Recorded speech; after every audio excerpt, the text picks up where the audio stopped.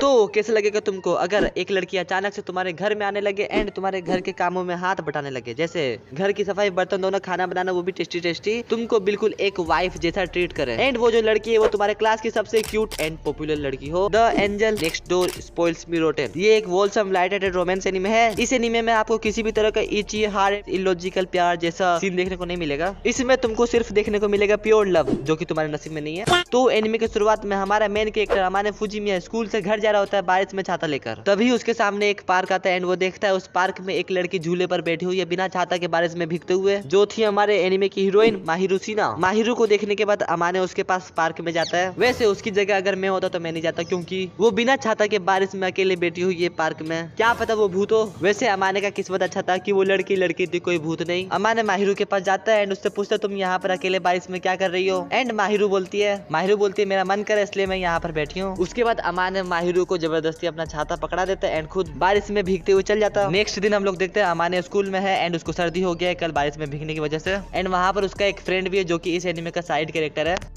जिसका नाम है इत्सुकी, एंड इसकी एक गर्लफ्रेंड भी जिसका नाम है चितोसे। दोनों ही साइड कैरेक्टर्स है एंड इन दोनों की वजह से हम लोगों को कॉमेडी देखने को मिलता है बहुत सारा, खासकर चितोसे। अमाने और इत्सुकी बात कर रहे होते हैं तभी हम लोग देखते हैं माहिरू को। यस, माहिरू उसके स्कूल में पढ़ती है एंड सेम क्लास है बट सेक्शन अलग है, इसलिए दोनों अलग अलग रूम में बैठते हैं। एंड क्लास के सब लड़के और लड़कियां माहिरू को बुलाते हैं एंजल, क्योंकि वो सुंदर है, क्यूट, पढ़ने में अच्छी, खाना बनाने में अच्छी है, स्पोर्ट्स में अच्छी, सब चीज में अच्छी है। एंड क्लास के सब लड़के उसको पटाना चाहते हैं, बस हमारे अमाने को छोड़ के, क्योंकि अमाने सोचता है वो उसके लायक नहीं है। एंड इसी बात की वजह से एनिमे में आगे चल के दोनों के बीच में थोड़ा बहुत नोक झोंक होता रहता है। उसके बाद अमाने घर को जाता है एंड हम लोग देखते हैं माहिरू उसके घर के बाहर में खड़ी हुई है उसका छाता लौटाने के लिए। मैंने यहाँ पर सोचा था ये इसका घर कैसे ढूंढ ली। आई नो अब तुम लोग बोलोगे भाई टाइटल पढ़ लेता, टाइटल में लिखा हुआ है नेक्स्ट डोर। तो मैं बता दूं मैं एनिमे देखते हुए टाइटल पे इतना दिमाग नहीं लगाता, बट अब दिमाग लगाना पड़ेगा क्योंकि वीडियोस बनानी है। माहिरू उसका छाता वापस करती है एंड देखती है उसका तबियत खराब है, तभी बोलने लगती है तुम्हारा तबियत मेरे वजह से खराब हो गया है। तभी वो उसको उठाती है एंड उसको घर में ले जाने के लिए उसका गेट खोलती है एंड देखती है घर पूरा कचड़ा बना हुआ है। तो अमाने बोलता है मैं चल जाऊंगा, तुम जाओ यहाँ से।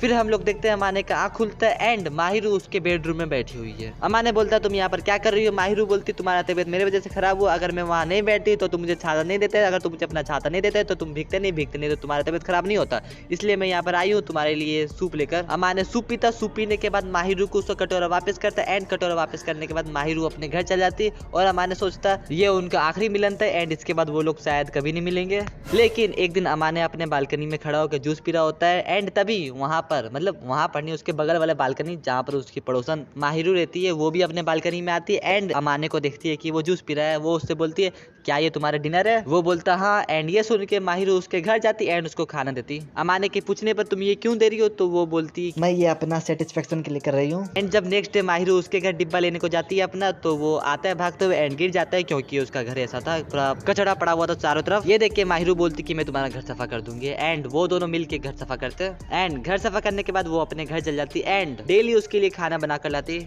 फिर कुछ दिन बाद माहिरू अमाने के घर का चाबी ले लेती एंड उसके लिए घर में जाकर खाना बनाती एंड घरों के काम करने लगती उसका। तो ऐसे स्टोरी चलती रहती एंड इसमें बहुत सारे इंसिडेंट एंड इवेंट्स होते हैं। और सबसे मजे की बात कि स्कूल में किसी को नहीं पता कि जो स्कूल की एंजल है माहिरू वो अमाने के घर के बगल में रहती है। घर के बगल में क्या उसके घर में जाती है एंड उसके लिए खाना बनाती है। स्कूल में वो लोग स्ट्रेंजर की तरह बिहेव करते कि वो एक दूसरे को जानते नहीं है, बट आगे चलकर अमाने के बेस्ट फ्रेंड इत्सुकी और उसकी गर्लफ्रेंड को मालूम चल जाता है कि वो उसके घर में जाके खाना बनाते उसके लिए। एंड उनको कैसे पता चलता है ये मैं नहीं बताऊंगा क्योंकि स्पॉइलर हो जाएगा। वैसे भी मैं भर भर के एपिसोड 1 का स्पॉइलर दे रहा हूँ, मुझे समझ नहीं आ रहा कि मैं रिव्यू कर रहा हूँ या फिर एक्सप्लेन कर रहा हूँ।